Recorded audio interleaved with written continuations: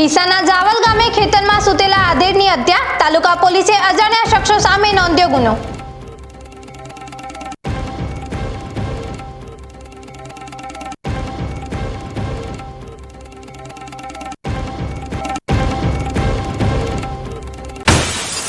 પાકિસ્તાન સાથે યુદ્ધના તણાવ વચ્ચે જિલ્લામાં જવાનો માટે યોજાયા બ્લડ કેમ્પ. પાલનપુર, ડીસા તેમજ ધાનેરામાં બહોળી સંખ્યામાં સ્થાનિકો પહોંચ્યા બ્લડ આપવા.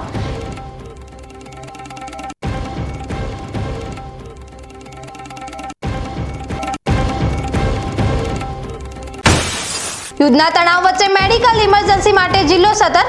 બોર્ડર જવાનો માટે મેડિકલ સેવા ઊભી કરવા માટે તંત્ર સજ્જ.